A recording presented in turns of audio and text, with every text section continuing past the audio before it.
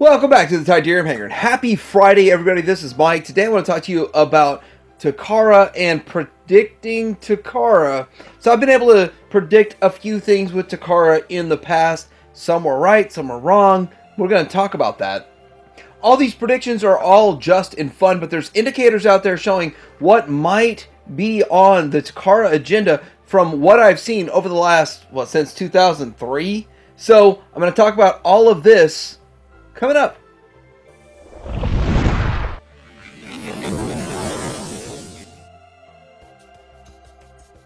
So I want to recap a couple of these predictions I've made in the past that sort of came true, and I'm going to start with this MP Prime, the 3.0 Prime, which came out, and that was the MP44. Now, a buddy of mine that I was trying to buy his transistor off of, and that was the blaster that he had. I was trying to buy his transistor, and he went in real deep on how Takara is already working on another Prime, and they're working on a blaster. So he was selling his transistor because he had inside knowledge from a friend of a friend from overseas and all this kind of stuff.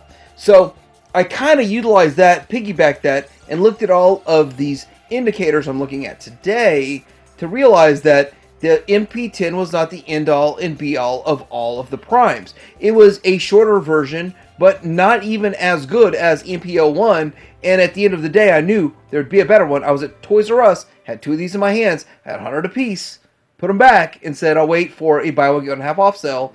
Well, we all know Toys R Us upped the price, they sold out drastically, and were hard to find for about a year and a half after that.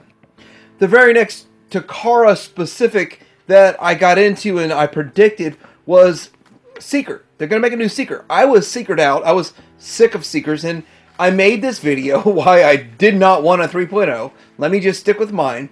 But I knew for a fact they were making another Seeker, and as soon as I made this video, I sold off almost all of my Takara Seekers, and I went down to the Make Toys Starscream and a couple of Coneheads here and there, and a couple of recolors.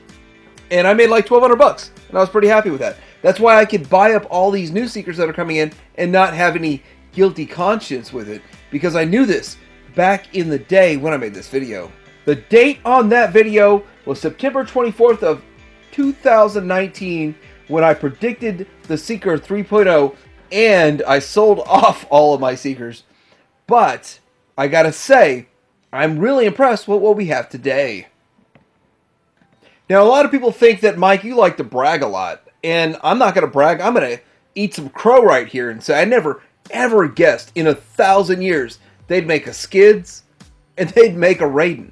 I never guessed this. This came out of nowhere, surprised me, shocked me, was nowhere on my list of items I thought Takara would make, but yet they made them. Or they made one, and the Reboost, and they're gonna make the Raiden and the Suki Levy and all that kind of stuff. So what we're going to see from Takara is still a mystery, but there are still some telltale signs of what they could possibly make in the future.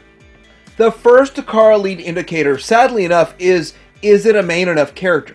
A main character enough. Now, Skids isn't a main character in my mind at all, but that was a tie-in to, I guess, a Honda deal, and then Raiden is big in Japan. We don't understand that over here as much as maybe Japanese would understand that thing. So, looking at this, the main characters stand out. This is a chess game that's never going to really happen because it failed. But Takara looks at main characters, and they will do a 2.0 and 3.0 of main characters, but some of them I think they're satisfied with, some are not satisfied. So how exactly do we know if Takara is satisfied with a character? Well, the plus is a gigantic indicator. So we've talked about it's got to be sort of a main character for them. And then we also talked about the fact that it has to be something that they feel they're confident with. So when you look at this here, Wheeljack got a plus treatment.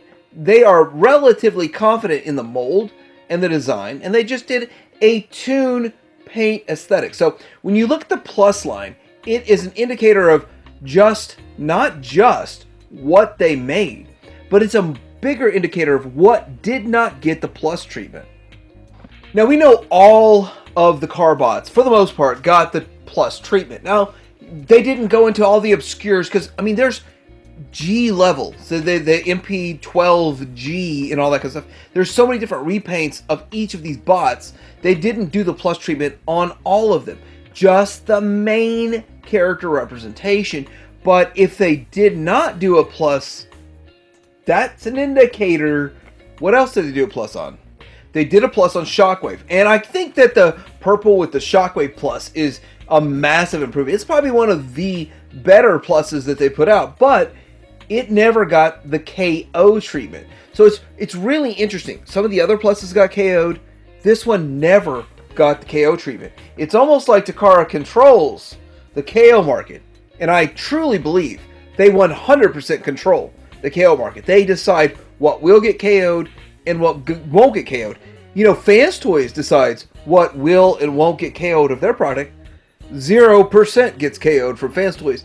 Takara, it's like 95% gets KO'd. But wait, there's more. We got a plus version of Megatron. Megatron was already more or less a toon version. So since Megatron was a already cartoon representation in the MP36 line, they went ahead and made this the toy MP36 for the plus. So this is the only one that I know of that is a plus that isn't hypertoon. It's a step back to toy, or a more realistic look with all the back metallized or whatever really shiny paint they use. It looks amazing, but it is the plus that does not go hypertoon. What else did not get the plus treatment? Well, we got the Inferno and the Ironhide, which I think Inferno's great, and we're going to get into X-Transbots later on in this video, but the Ironhide is a mess. It's a mess. I own it. I own the Wii Zhang, which is a vastly superior version of it, and I gotta say, it's due for a 2.0, but it already touches the toon that Takara's going for, so they did not do a plus, and I think it's toon enough for them, and they check off the boxes, they're happy with it. The chest is a mess, the waist is a mess, the side skirts are a mess, and the legs don't work together, so overall, I think Ironhide's a fail. A big fail on their behalf, but they view it as good, so they're not going to make another one. So as everywhere I looked, I could not find that there was any plus of any Seeker or Conehead. There was not a plus. People are going to argue and say, well, Mike, that's the thing. This is just like Inferno and Ironhide. This is exactly toon already. No, it's not. See, Inferno and Ironhide are smooth. Their whole surface is smooth and cartoon textured already. This is real world line work with thousands of little bits of lines. I might overstate that.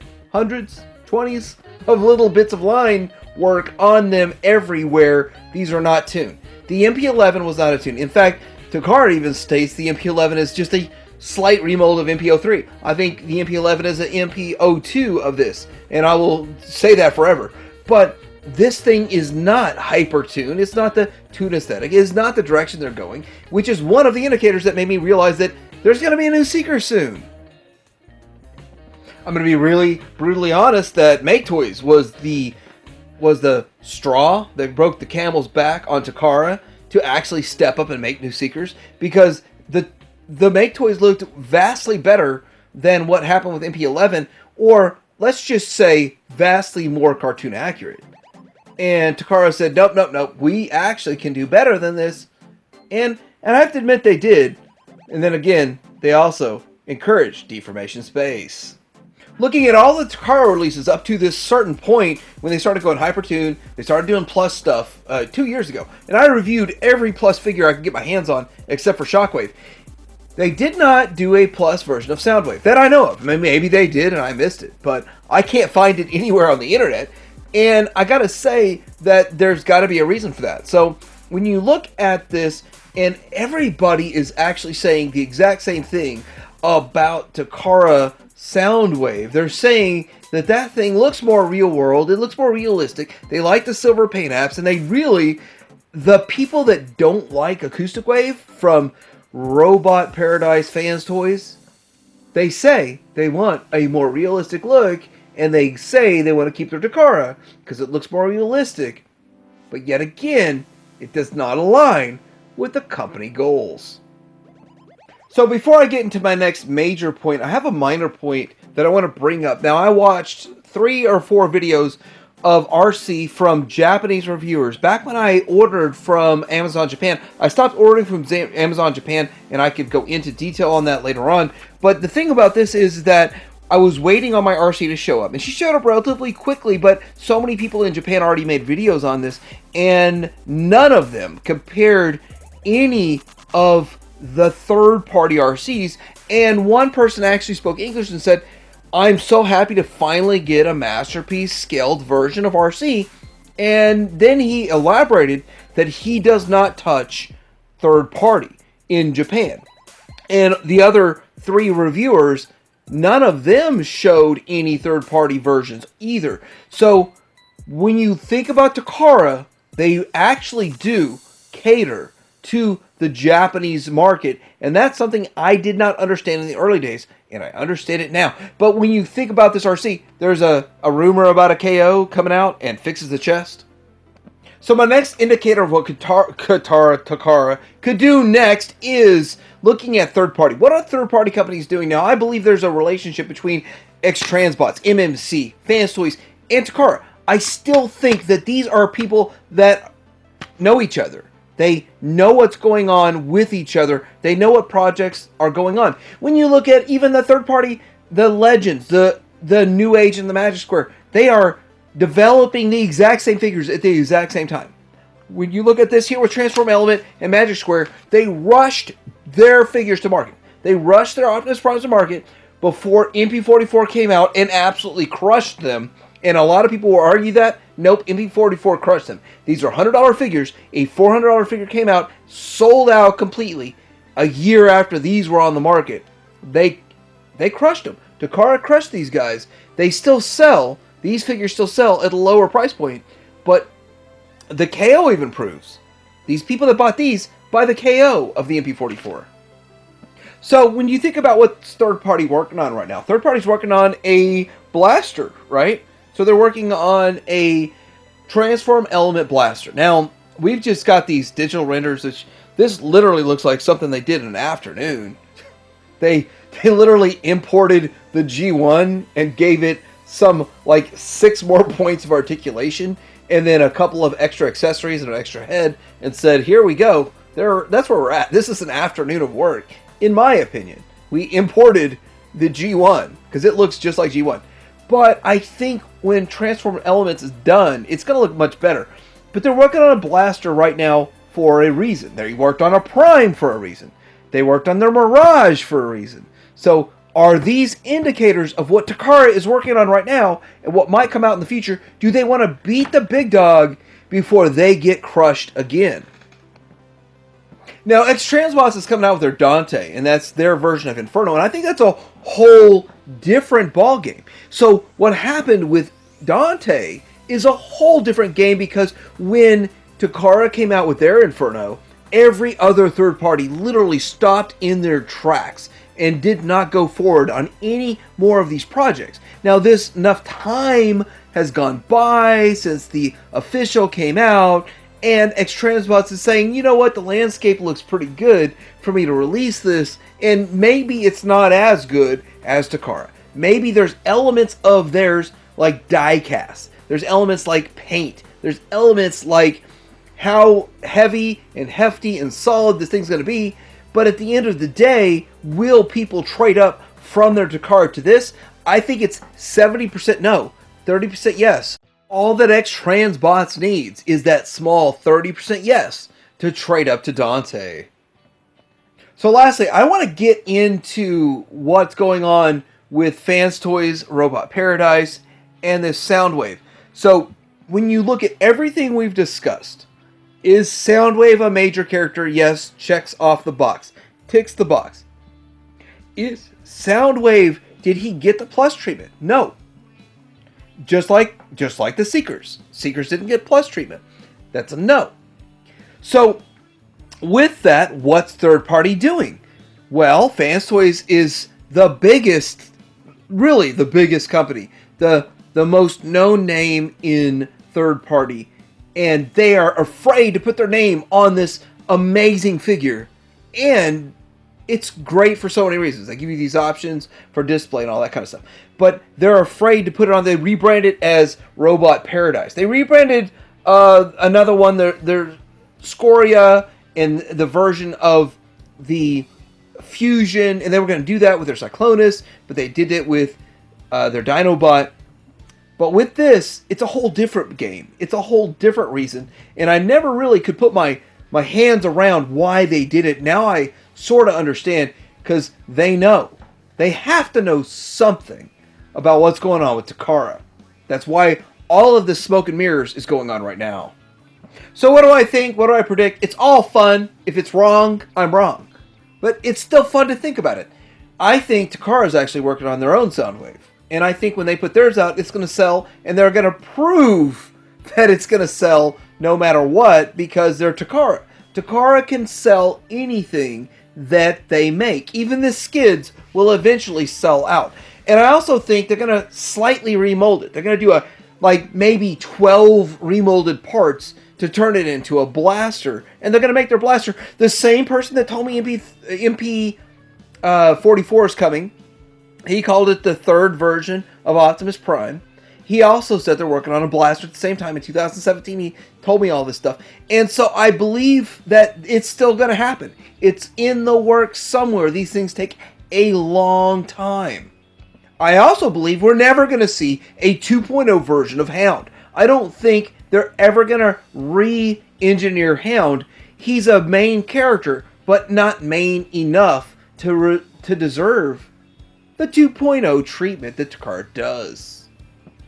I also think there's a Jazz in the works, because, a lot of people argue licensing, this, that, and another, but we got a Bumblebee. So I think a Jazz is actually in the works at Takara. I might be wrong, but I'd rather be proven right on this one.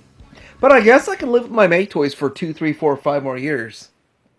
And I think they're working on a Galvantron. I really do. I think Takara seriously is working on a Galvantron.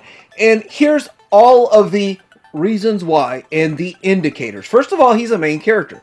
Galvatron, you cannot argue. He is a main character. And Takara worked on Unicron. And the fact that this figure itself will be tuned to a detriment tune coming out from Takara. The other thing is third party. What's third party working on? Why did X-Transbots revive their old project? Because they heard that Takara is working on this Galvatron. Now, I got to tell you, every single one of these predictions is purely speculation. I made all of this up from watching this stuff since 2003 with an unhealthy obsession. But I want to know what you think in the comments below. Like and subscribe, and Titanium Hanger out.